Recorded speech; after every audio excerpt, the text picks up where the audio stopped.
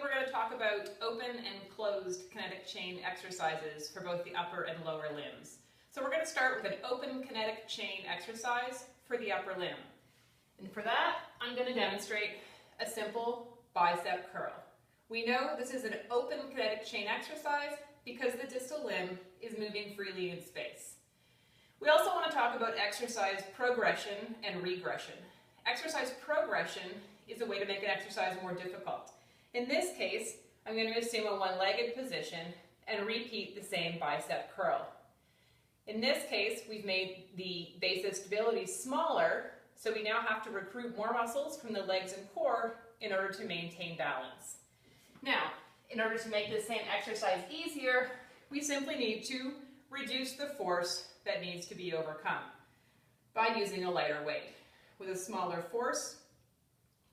load to be overcome, less effort is required to move that load. Moving on to an open kinetic chain exercise for the lower limbs, we're going to demonstrate abduction of the leg at the hip joint in the frontal plane. Again, the distal limb is moving freely in space, making it an open kinetic chain exercise. In this case, in order to make the exercise more difficult, we're simply going to increase the range of motion. The resistance band develops more tension and becomes harder to move as the range of motion is increased. Similarly, to demonstrate exercise regression or an easier exercise, I'm simply going to use a smaller range of motion for the same exercise.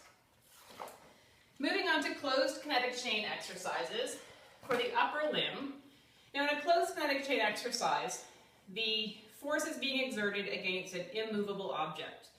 So, in the case of the upper limb, closed kinetic chain exercise, I'm going to demonstrate a simple push-up.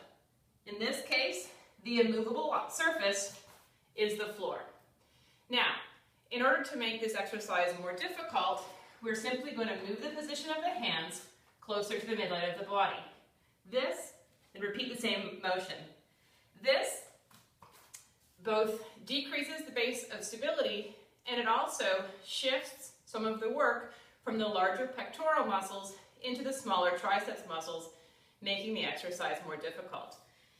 In order to make that exercise easier, we simply have our client move from the tip of their toes in a standard exercise down to their knees and repeat the same push-up. In this case, the force of gravity that has to be overcome is only in play between the knees and the hands, and the weight from the lower part of the lower extremity does not have to be overcome.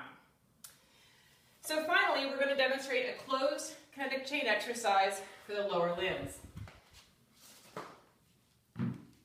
And that is a simple wall sit. So the idea here is that the immovable surface is both the floor beneath me and the wall behind me.